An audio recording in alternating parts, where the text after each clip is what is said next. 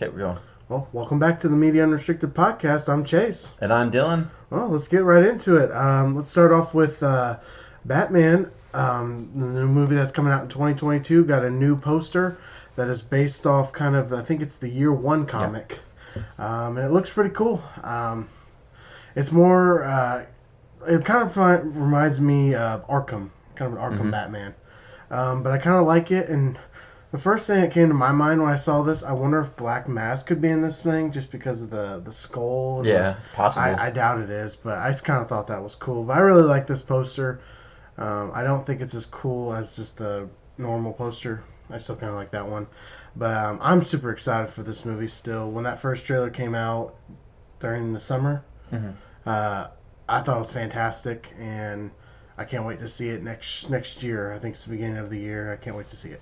Yeah, I agree. There might be a few Easter eggs in the background of this poster. I know I see I can't really read it though because it's like ripped and like the lighting kind of sucks on it. I think that's perfect. But That's cool. Nonetheless. But yeah, they're cool posters. I think one of them, the one on the left with the skull, says "Welcome to Gotham." Yeah, I just wondered if that was. And then there's some spray paint that looks like Riddler spray paint. Yep.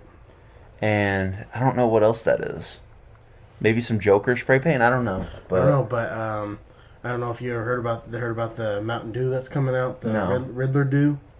It's like, I guess it's a mystery, so you have to try it. Oh, really? Yeah. Is that like promotion for And this movie? and it was actually like your first good look at Riddler on the bottle. Really? Mm-hmm. Is it like promotional for the movie? I guess. Yeah.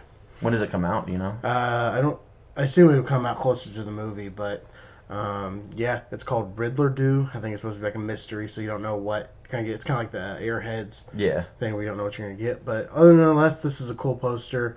I can't wait for more information and more stuff to come out about the movie. But I know if there's another trailer, I am not watching it. Yeah. He doesn't like watching past the first trailer. Nope. All right. Our next topic is the producer for Friday the 13th is suing Warner Brothers and Paramount for profits.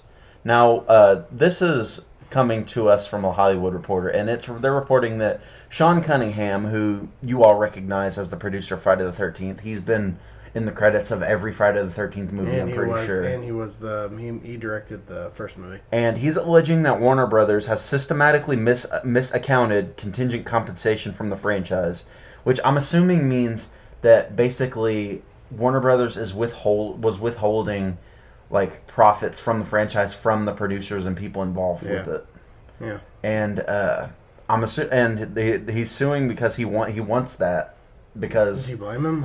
I mean, sure, the studio helped them, but he's the one that mainly like produced it, and the rest of them actually made it. Yeah, I mean, there's probably a lot of money there to get at your hands. And Sean Cunningham made the first one, but his name was in all the other credits, so I'm sure he's got lots and lots of money coming to him. But if I'm right, I don't think this is the first Friday 13th ish Warner Brothers just suing that's happened before. I think this has been before.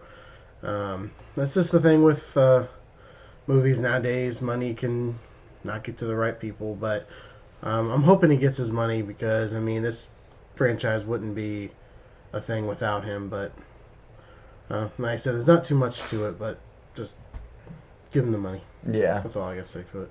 This next story actually comes to us also from the Hollywood Reporter, and it is that there's a Cloverfield sequel in the works with the Batman TV spin-off showrunner. I don't know what Batman TV spin-off they're talking about. Is that the GCPD one? What do you mean GCPD? What is that? Oh, is that like a spin-off they're making from the movie? The Matt Reeves movie? Yeah. Oh. Yeah, I guess so. Yeah, I must let's see. What does it say? They said that it's gonna be J.J. Abrams is gonna helm it. I don't know if that means he's gonna direct it too or what. But it says it's gonna be under his Bad Robot banner, and Paramount Pictures have tapped rising British scribe Joe Barton to pen the script for the project, which, unlike its predecessor, will not be in the found footage format, according to sources. And it says Abrams will produce, along with Bad Robot, ahead of film. With Bad Robot's head of film Hannah Minghella. Reeves is not involved in the project. Which one was Reeves?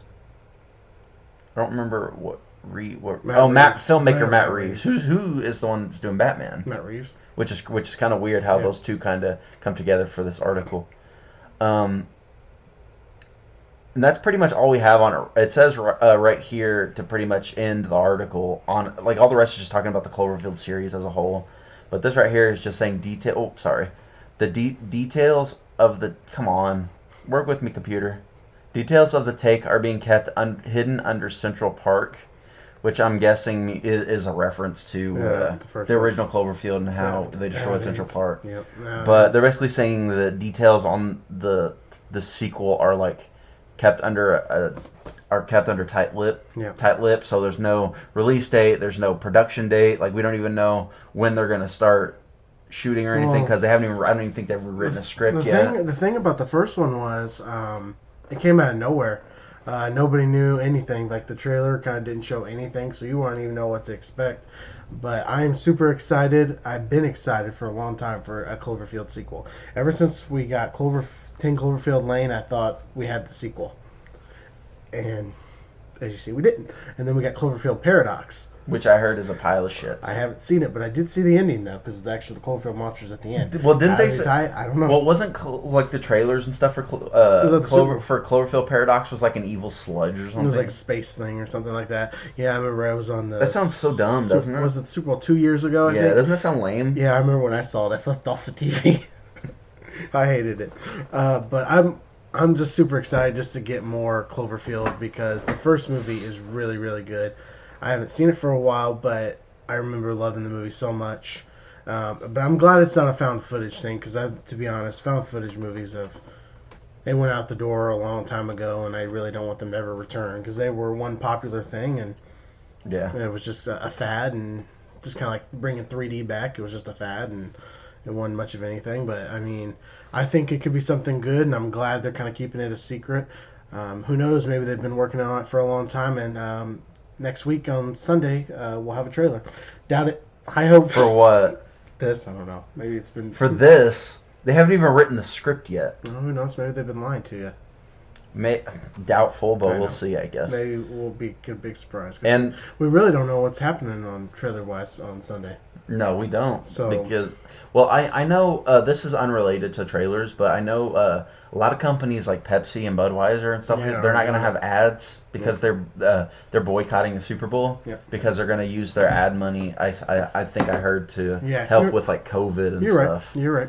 Which I don't know. I don't know why they put their Super Bowl ad money towards that when they could have done that anyway. But you know, whatever. But that just gives somebody else. So maybe we'll get more cheap, more movie, TV show, whatever ads, and we'll see what's going to happen. Maybe some more Disney Plus shows for the upcoming thing. Maybe, who knows? Maybe we'll find out next Sunday, and I'm sure we'll get to talk about it. Yeah. As well. And from Cloverfield to Zack Snyder's Justice League, there's been a few new posters actually released for the Snyder Cut. And according to Screen Rant, it says it teases the team's fall and rise. Now, on the first one here, you see the flag right here, the Justice League flag. It's all ripped and stuff. Yep. To me, it's kind of reminiscent of, what was it, The Death of Superman? Yep, that's what I thought. Where, isn't it like there's a big crater and then there's his, what is it, the flag is like ripped and stuff? Mm-hmm. It just looks or was it his cape? I think it was his cape. It was his cape was on. His cape was ripped and like flying in the wind like that. So it kind of reminds me of that. Which could mean I think that's what was intended. Which I think this might be like a mention to the Death of Superman or the quote unquote Death of Superman we got in Batman vs Superman. But I think that's probably what that is in reference to. This next one is like the Justice League logo, like all broken up. It looks like all like shattered and stuff. Yeah. I don't know, like. That one's just. And then there's a star in the middle here. I really honestly didn't notice. Yeah, I just noticed that now. But because I just thought that was a crack. Yeah. But this is like made out of concrete and it looks all shattered and stuff. There's not really much to say about that. It's just the logo all shattered. And then is that the same one? That's the same one. Yeah, but it's. This was just like the one they used for the thing. Okay, this is like a full shot. I really think that's what they were like with rubble. And then we got one here. This isn't really like more of a poster for the movie, more it is like something for the fans, I guess. Yeah. Because it's the film reel for the Justice League Snyder Cut, and it's even got oh come on, mouse, work with me here. It's even got Zack Snyder's name on a little thing there, and then it's got some real here, and this might even be on top of like that crumbled Justice League logo too.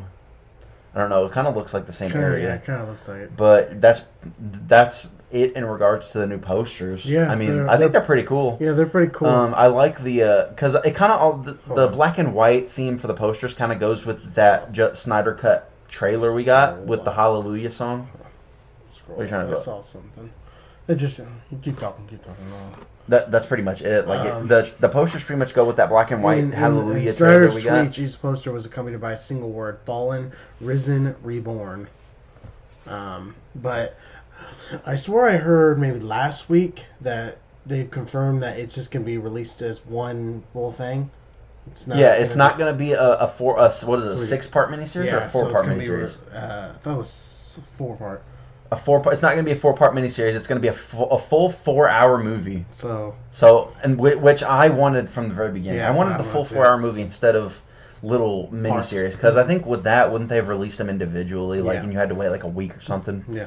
So I'd really prefer a full 4-hour movie, because that way me and Chase can watch it in its entirety. You bet your sweet ass. That will require our full undivided attention for a full afternoon. So whenever that drops, I'll probably invite him over at probably at 5 o'clock, and then we'll probably watch. Well, no, probably like 2 or 3 o'clock, and then we'll probably watch that, and it'll probably take us all the way until the night. Yeah. I mean, it'll take around 4 hours. So we watch it. We start at 3 o'clock. It'll take us 7 or 8 o'clock. Yeah, we're watching it. We've made it through Avengers Endgame and 4 times. we can do it. I can't wait for it. Actually, today is the last day of January, so I mean a month. So it's like a month and a few days, right? It'll be here before you know. When is it? March what? 28th? 18th. 18th, yeah. Mm-hmm. So it's coming. It's coming, folks. It's a month and 19 days. It's coming. So it's not very far off at all. I'm super excited. I cannot wait to see this movie. It's gonna be great. 4 hours. Get your popcorn. Get your drinks. Enjoy yourself, because we're gonna sit through it and we're gonna tell you our thoughts right after. Yeah, and from DC, we're going to Marvel. Ooh, rivals once again. And we're going to talk about WandaVision Episode 4. And may I say, this is a good episode. It was the best episode by far. This episode was awesome. The title of the episode was, I think it was, We Interrupt This Program. Yes. And what it did is, it tells the story of what was happening outside of before, where Wanda is. Yeah. Because we saw at the end of Episode 3... was it Monica? It's Monica, right? Monica Rambeau get ejected from whatever that is, and she was swarmed by the agents. We see what happens before, and we see what happened in the real world, who was monitoring Wanda and everything. We had someone else come back. I know we had this guy from Ant-Man, but we also had. But we'll talk about that when we get to her. Oh, we'll talk about her now. We'll talk about when we get to her. To start off, it started off with Monica and a bunch of people in a hospital coming back from being snapped. Yeah, which was awesome. That was because cool. You saw the dust fly by the screen and then start reappearing as her, and then you just hear doctors and stuff saying everyone's coming back. We don't have the capacity, and then we find out that what's her mom's name? There's Monica, and then there's Maria. Maria Rambeau, who was the woman who helped Captain Marvel in the movie Captain Marvel. We found out that they killed her off screen. Yeah, sadly. They said she died of cancer. Yeah. Which I guess that's the main reason why why Monica was at the hospital in the first place. Yeah. But her mom died of cancer, which means she survived the snap. But that means she was dying in a hospital from cancer. And you can just imagine how her mom felt whenever she found out that her daughter just disappeared on her. Yeah. And especially in her dying moments, probably. Just thinking about that, it kind of sucks. Yeah. But we find out all of that, and then it goes to Monica going back to the Sword base, and her employee card doesn't work anymore. Yeah. And then she sees one of her old bosses there, and he recognizes her immediately and says, "Come on, we got to do stuff." And then they go in and stuff. And then she gets put on, I think, what is it? This thing right here. Yeah. The Wanda case. She can't go up into space anymore. He banned her from that. And she goes to the city that they're doing that at, and she sees two cops outside. They say no one's allowed in, and they say why. They said no one's allowed in because no one can go in. Mm-hmm. And then they ask they said the city's called Westview, and then she asks where the cops are from, and they say they're from Eastview. And that's I guess a funny moment. But we also come to figure out that Jimmy Woo is in here. Yeah. I think that's his name, right? We saw him you see him in the trailers. Yeah, he's from Ant-Man. He was like the probation officer, I guess, for him. Yeah. Now he's a member of the FBI. Yeah, now he was Asian Jim. Asian Jim. Now he's a member of the FBI / Sword, I guess. Yeah. And we find out he finally learned he finally learned the card trick. Oh yeah. That what's his name? God damn it! Scott was trying to teach him. Yep. So we finally learned that, and then we find out that the helicopter from I think it was episode 1 or 2 that was colored that was in our bush. I want to say 2. The helicopter was actually a sword drone that Monica flew in, but once it got inside, it immediately turned into a toy helicopter. Mm-hmm. We find out that the beekeeper was actually a sword agent in a hazmat suit, and his harness turned into a jump rope. Yep. But we get to see more characters from the past of the MCU. We get to see Darcy from Thor, awesome. And Thor Dark World. And they said she's an astrophysicist now. Mm-hmm. She wasn't back then, I don't think. No, she wasn't. She's Dr. Darcy now. Yeah, it was awesome. And she's helping Sword with the Wanda situation. Mm-hmm. And like we find out that the voice that we heard on the radio in WandaVision, where she said where she heard Wanda, who's doing this to you, was actually Jimmy Woo saying it.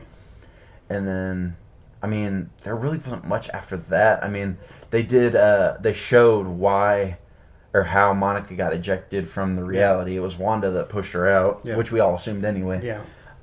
She said, "How did you know Ultron will How do you know about Ultron and stuff like that?" And she said, "You're trespassing here. You don't belong here," and then threw her out pretty much. And then that's pretty much it, right? And then the final words are, "It's Wanda." It's Wanda. It's all Wanda. Yeah. I don't know if I necessarily believe that though. I don't think it's just her. And then it cuts to I'm trying to think who that song was. The song was playing after it. It's a big song. I don't know. I just can't remember who it was. But yeah, that's how it ends. I'm definitely curious on from now on. But this was, like you said, the best episode out of everything they've done. This one was really good. This one was really interesting. And I can't wait to see what happens from now on, because I think it's going to be great. Because we still really don't know what's going on. We got a little bit closer. The pieces are coming in together. But we also saw Vision as a corpse. The corpse Vision. Yeah, that was scary. That was creepy. It put me off guard, that's for sure. I was like, oh, wow. That was creepy. But nonetheless, this was a great episode. Which might play into the theory that a lot of people have. The theory is that I forgot what's his name, the guy with the hair, the black guy with the afro from episode 3. I can't remember what his name is, but he said we're all, and then Agnes told him to stop talking or whatever. He was gonna say we're all whatever. There's a theory that people think he was gonna say we're all dead. Yeah, and I can see that with the dead Vision thing that Scarlet Witch had, or Wanda had. Like, I can see that theory, like, right now, because there's a theory that all the people are in the town are dead, and she brought him back to life to live this fantasy, and that maybe Vision is dead, but she quote unquote brought him back to life in this reality so she can live with him, which I can definitely see, because I think what we saw with Vision, like dead Vision, might have been a glimpse into reality. Yeah. And that's why she looked at him like he was a ghost, and then she put her head down and looked back up, and he was fine because she was readjusting her reality. Yeah. So I think that theory might hold true. We don't know yet, but I think it's an interesting theory. I do too. I like that theory, but I can't wait for the rest. I hate that theory, but I mean, if that's what we're gonna have, I'll be all for it. I prefer the theory that everyone's alive. They're just like brainwashed. That's why I was kind of hoping that Vision was alive too, and he was like they brought like she brought him back from the dead, Yeah. But it doesn't look like that might be the case. Everyone's probably just dead. I just can't wait for that Halloween episode. I thought maybe this. Oh yeah, I think that might be next episode. Yeah. I wouldn't be surprised. I can't wait. I just can't wait to see how this show finishes out. I think we're in for a good finish. Well, they said I think they said either the last episode or the last few episodes are going to be like the level of an Avengers movie. Yeah, that's what I heard. But they were kind of hinting at that blonde girl to be something. From episode Agnes? 2. This episode 2. Oh, blonde. Oh, you mean like the bitchy woman? Yeah. Then maybe I don't know. Could be something. Who knows? Because we still haven't seen. Well, she might be Mephisto. That cop at the beginning who said he's from Eastview might be Mephisto.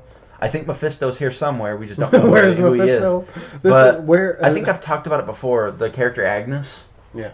I think we've talked about it before that she might be what was it, Agnes, or was it what was it? That's who it was. It was something, and then there's a theory that Agnes might be someone. What's her name? It starts with an A also. I don't know if the witch's name is Agnes or what, but it's like something Harkness. Yeah. Who's like an old witch from Salem, and in the comic book she teaches Wanda like how to use her powers more and like how to make her more of a powerful witch. So there are a lot of theories that maybe she's helping her with it and like all this stuff. So we don't really know yet, though. Those theories. Yeah, but I mean, this is kind of like where's Waldo? Where's Mephisto? That's all it is. Yeah. But I can't wait for episode 5 on how this one ends. I think it's gonna be a great rest of the show. Just want that Halloween episode really soon. Yeah, and with that, we're going to move on to the next topic. And this comes to us from Slash Film. And it is that Tomb Raider and Kong Skull Island are going to have anime series ordered for Netflix. Yeah. Now, Tomb Raider, I'm going to read right off of the article because I haven't read too much into this. I actually just found it out from the topic list that Chase sent me. But Tomb Raider and Kong Skull Island are the next properties getting the anime treatment at Netflix. The Tomb Raider anime series is based on the Square Enix game, and the Skull Island anime series is based on the King Kong from the current MonsterVerse. Yeah. Netflix has ordered the 2 anime series in collaboration with Legendary TV. First is Skull Island, which will hail from Powerhouse Animation, the anime studio behind hits like Castlevania and Blood of Zeus. Brian Duffield, who did Underwater, which I think Chase liked, will write and executive produce the series, and Jacob Robinson will also executive produce under his company Tractor Pants. That's an interesting name. Described in the logline as a new chapter in Legendary's MonsterVerse franchise, Skull Island is a thrilling animated adventure series that follows shipwrecked characters desperate to escape the most dangerous place on Earth, a mysterious island home to prehistoric monsters, including the greatest titan of them all, Kong. And according to the article, it says they're unclear what time period Skull Island will take place in, or whether it will be before or after the events of 2017's Kong Skull Island.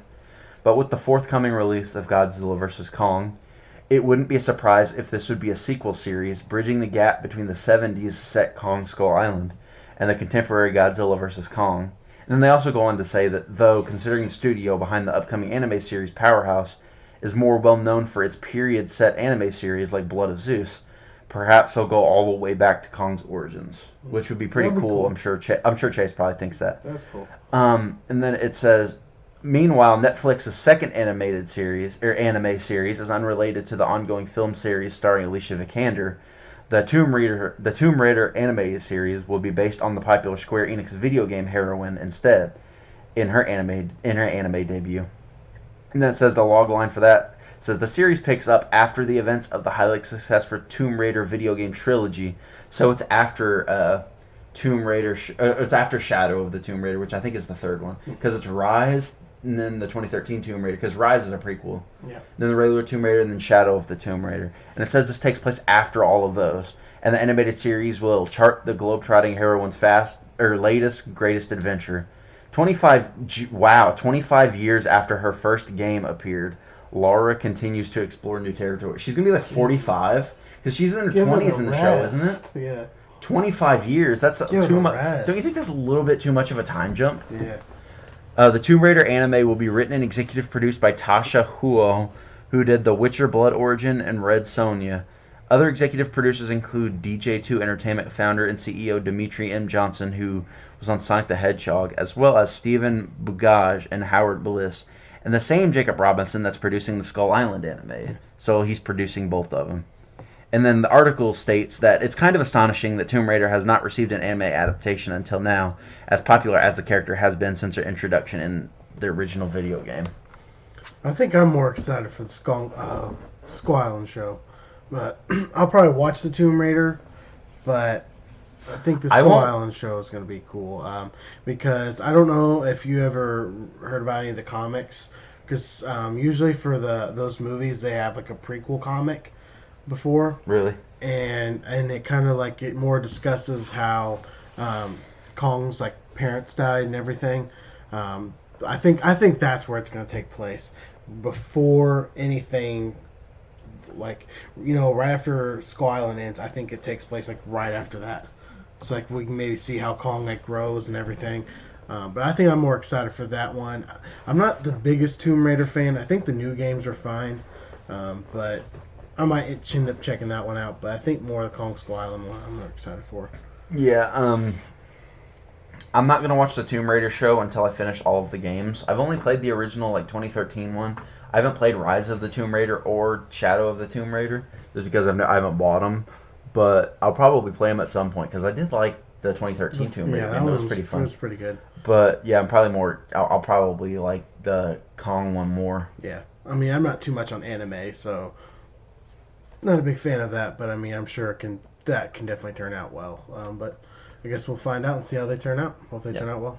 And with this, I'm going to leave this all up to Chase, because this is Don't Be a Quack. The Mighty Ducks trailer has shown up online for the Disney Plus show, and Chase is going to give you his thoughts on the trailer. There wasn't too much to give thoughts on the trailer because it's only like a minute and 2 seconds. Mm-hmm. But whenever I heard the show was announced, I was pretty excited because I'm a big Mighty Ducks fan. I think all 3 movies are good and they're fun. But just more or less, I was knowing that Emilio Estevez was coming back as the great Gordon Bombay. That got my interest more. I know it's got whatever the woman's name is from. Hold on. What is it? Scroll down, please. Oh, I want to find out what her name is. Is it here? I'm sure it's the girl. Woman. Emilio Estevez did Gordon Bombay. Yeah, the woman from. It's not on here. I can't remember what her name is. She's from.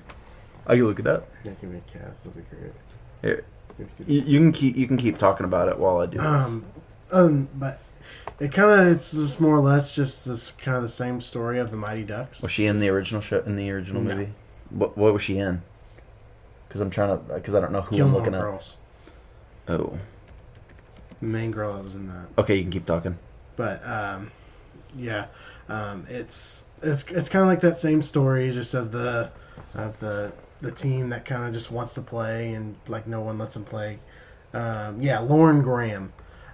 She is like one of the moms of one of the kids. So who knows? Gordon Bombay may get with her like he did in the first one. Who knows? But as I said, there's not too much to the trailer. Just kind of getting you excited for the movie. Show. Sorry, because I think it's 10 episodes. I believe they're going to be running for it, which is, I feel like about a Disney Plus normal. But I can't wait for the show to come out. I think it comes out middle of this year. Really? Or maybe they haven't even announced it. But I can't wait to see it. I just love the Mighty Ducks franchise. I love hockey. So I know Dylan isn't too much on them. I don't know. Have you even seen the Mighty Ducks? Yeah, I have. It's been a while though. But they're good, fun movies. But I can't wait to check out the show. Everything on Disney Plus has been lots of fun. So I'm sure it's going to be another good one too. All right, and with that, we're going to move on to our video games now. And what we have for video games this week, there weren't a whole lot of actual news stories. More so, these are just rumors. So since they're rumors, take them with the smallest grain of salt in the world, like a microscopic grain of salt. And they're both these rumors involve Star Wars video games. Yep. And the first one I'm going to talk about is a rumor about a Jedi Fallen Order 2, which I haven't heard about at all. Yeah, I just saw I'm just gonna read straight from this because came out yesterday. I don't know anything about it, so you're gonna learn here with me. Fresh off of a tantalizing Star Wars Battlefront 3 rumor, which I'm gonna get into next. Yeah. A new Star Wars Jedi Fallen Order 2 rumor has surfaced and supposedly leaked both the game's release window, a major and unexpected cameo, and some other salient details about what is possibly a PS5, Xbox Series X, and PC game. According to the rumor, the sequel picks up immediately after the events of the first game, which isn't very surprising. And more importantly, there are talks right now to include a Darth Maul cameo of some sort. In addition to this, the rumor claims the Inferno Squad will also be making an appearance, though, like the Darth Maul cameo, no additional details are divulged. Excuse me. What the rumor does make a note of is new Inquisitors, with one supposedly being Torellian. The rumor concludes by noting that the game will take full advantage of Unreal Engine 5, which was showcased during Sony's E3 sort of thing that they had, their PlayStation 5 showcase, and it looked amazing. And it's currently aiming to release in 2022, which means we may see it sometime later this year. And adding one last point, they say, the rumor also claims that Star Wars Battlefront 3 will be announced soon, which I will talk about next. And this is where the rumor ends, and they say, as always, like I said before, take it with a massive grain of salt. Not only is their source anonymous, but their source is anonymous. Over the years, far more dubious rumors have proven true, but more often than not, rumors of this variety turn out to be either partially false or wholly false. So you can take Fallen Order 2 with a grain of salt. And any thoughts on Fallen Order 2 if it comes to fruition? I hope it comes to thing because I'd love to see a sequel. Plus, I'd love to see Darth Maul doing something. I know we haven't seen him since Solo, Star Wars story. I guess that's spoiler because no one's ever seen that or anything. But I'd love to see it. A lot of fans like Solo. I did. I thought it was good. I was just saying, like, a lot of people want a Solo too. Why aren't we getting one? I don't know. But anyways, I hope it's true. I would love to see a sequel to it because I thought the first one was fun. All right, and with that, we're going to move on to the last topic of the day, which is also, like I said, Star Wars Battlefront 3 may be announced soon.